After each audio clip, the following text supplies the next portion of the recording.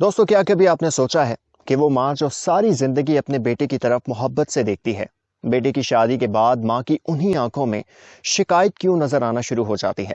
वो बाप जो हमेशा बेटे से कहता है कभी कोई मसला हो मुझे बताना, मेरे पास आना, बेटे की शादी के बाद वही बाप ये क्यों कहने लग जाता है इसे इसके हाल पर छोड़ दो।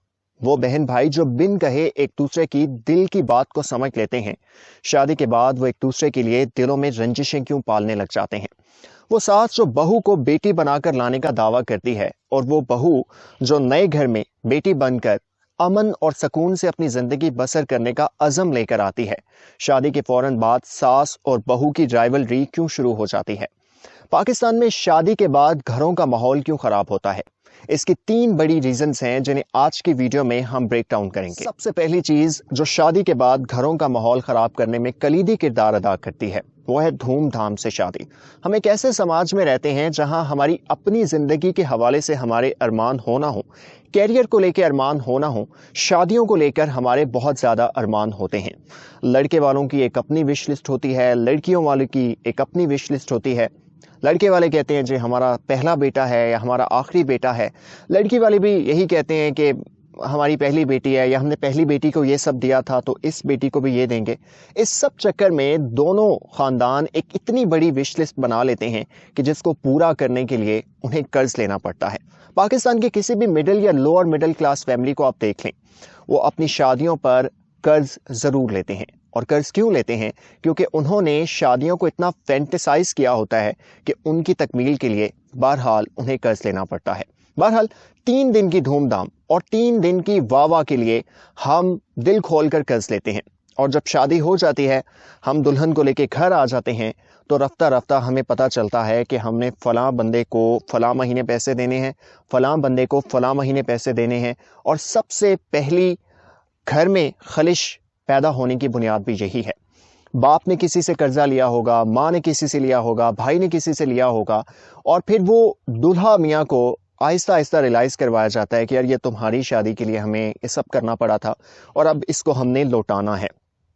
और अपने लिमिटेड बजट के अंदर जो दुल्हा पहले ही बहुत सारी चीज़ों में सर्वाइव करने की कोशिश कर रहा होता है, उसके ऊपर जब ये फाइनेंशियल बर्डन पड़ता है और घर वालों की तरफ से इस बर्डन को बढ़ाया जाता है तो आहिस्ता आहिस्ता आहिस्ता एक दूसरे के लिए दिलों में शिकायतें पैदा होनी शुरू हो जाती हैं। लड़की भी जब अपने माँ बाप के घर जाती है और वहाँ पे जब वो माहौल देखती है, क्योंकि उसके माँ बाप ने भी तो कर्ज लिया था, तो ये जो दोनों तरफ से एक 3 दिन की धूमधाम की शादी के लिए कर्ज लेने की रिवायत है और जो रिवाज है, इसकी वजह से घरों का माहौल खराब होता है। आप यकीन मानिए, अगर आप 2000 का सूट पहन के 10-15 लोगों की बारात लेकर चले जाएंगे और एक सादा से माहौल में आप खाना खाएंगे और दुल्हन को लेके घर आ जाएंगे, और वही पैसा जो आपने धूमधाम और वावा के नाम पे खर्च करना है, वही पैसा अगर आप बचा के रख लेंगे तो आप अपनी शादीशुदा जिंदगी को बहुत हसीन और बहुत पुरसकून बना सकते हैं। फैक्टर है टाइम और अटेंशन मैनेजमेंट। होता क्या है कि शादी के बाद हमें लगता है कि हमने अपने घर वालों के साथ तो सारी जिंदगी गुजारी है, हमारी बीवी अपने माँ बाप बहन भाइयों को छोड़ कर आई है, तो शायद वो हमारी ज़्यादा अटेंशन और हमारा ज़्यादा टाइम डिजर्व करती है। और इस कोशिश में हम अपने घर वालों को निगलेक्ट कर देते हैं, और घर वालों को नज़रअंदाज करना सबसे बड़ी गलती होती है। होना ये चाहिए कि आपको अपनी, अगर आपकी शादी होने वाली है या आपकी शादी बिल्कुल अभी अभी हुई है, तो आपको एक स्केड्यूल बना लेना चाहिए। आपको पता होना चाहिए कि आपको अपने माँ बाप और बहन भाइयों के जो हक है, उनका जो वक्त उनका हक बनता है, वो आपको देना है।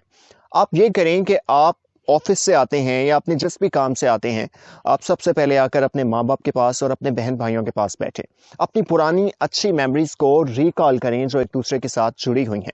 आप अपने माँ बाप को बताएं कि आप उनसे कितनी मोहब्बत करते हैं, उनकी मौजूदगी कितनी अहम है, उन्होंने आपके लिए जो जो किया आप उसे कितना वैल्यू और कितना ऑन करते हैं। और यही चीज़ आप अपनी बीवी के सामने करें। इससे आपकी बीवी को भी रियलाइज होगा कि आपके माँ बाप कितने इंपॉर्टेंट हैं, और माँ बाप और बहन भाइयों के दिल में भी अगर आपके लिए जो मोहब्बत है वो रफ्ता रफ्ता बढ़ेगी।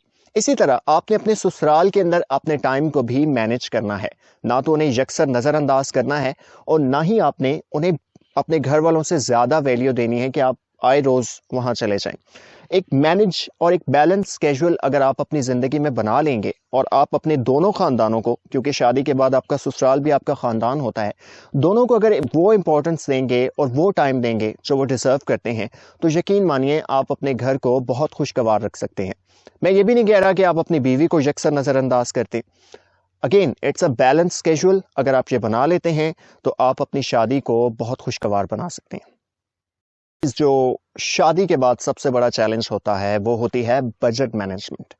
ये पहली वाली वजह से भी लिंक हो सकती है, लेकिन मान लें कि आपने शादी पे कोई कर्ज नहीं लिया, आपने अपने वसाइल के अंदर रहकर शादी की और आपकी शादी हो चुकी है। अब आपकी ज़िंदगी में एक नया फ़र्द आ चुका है जिसकी ज़िम्मेदारी आपको उठानी है। मान लें कि आप महीने का 1 लाख रुपया कमाते हैं, जो आप पहले से कमा रहे थे शादी से, वो 1 लाख पूरे घर के अंदर एक हिसाब से खर्च हो रहा था। अब नया शख्स जब आपकी ज़िंदगी में आता है तो मान लें कि आपको 30% अपनी कमाई का उसके ऊपर खर्च करना होगा और 70% बाकी रह जाएगा। तो वो 30% जो आप एक नए फैमिली मेंबर पे खर्च कर रहे हैं, वो 30% पहले घर में कहीं ना कहीं खर्च हो रहा था। छोटे भाई की फीस में, छोटी बहन की फीस में, या माँ बाप की किसी और ऐसी ज़रूरत में आप उसे खर्च कर रहे थे जो अब आप नहीं कर पाएंगे। ये बहुत ज़रूरी है कि आप अपनी शादी से पहले अपने घर वालों के साथ बैठकर अपनी कमाई के हिसाब से अपना बजट बनाएं कि शादी के बाद आपने अपने अखराजात को कैसे मैनेज करना है। दिलों में नफ़रतें और खलिशें इसलिए पैदा होती हैं कि आप पहले अगर ये चीज़ घर वालों के साथ बैठकर डिसाइड नहीं करोगे और एकदम से वो 30% अमाउंट वहाँ नहीं खर्च होगी। मिसाल के तौर पे अगर आप छोटे भाई की फ़ीस दिया करते थे और अब वो नहीं दे सकते, छोटी बहन की वैन के पैसे देते थे और अब आप वो नहीं दे सकते, तो उनके दिल में जाएगा कि शादी के बाद उनका भाई बदल गया है। इसी तरह आपके माँ बाप के दिल में भी ये जाएगा कि शायद इसकी शादी आ गई है, अब ये अपनी बीवी को ज़्यादा इंपॉर्टेंस दे रहा है और इसे लगता है कि इसके बहन भाई और ये जो घर के दीगर अखराजात हैं ये इसकी जिम्मेदारी नहीं बनती। लेकिन अगर आप उन्हें ये बावर करवाएंगे कि आपका इतना बजट है, उसमें आपने ये सब चीज़ें मैनेज करनी हैं, तो आई एम प्रिटी श्योर कि आप घर के माहौल को और घर वालों को बहुत हद तक ये चीज़ समझाने में कामयाब हो जाएंगे।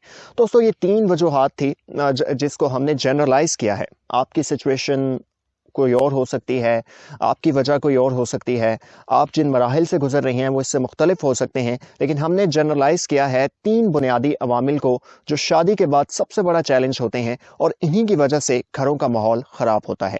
इस दुआ के साथ आपसे इजाज़त चाहूँगा कि हम लोगों के घरों में अमन, सुकून और खुशहाली का दौर दौरा रहे। अपना बहुत ख्याल रखिएगा। अल्लाह हाफिज़।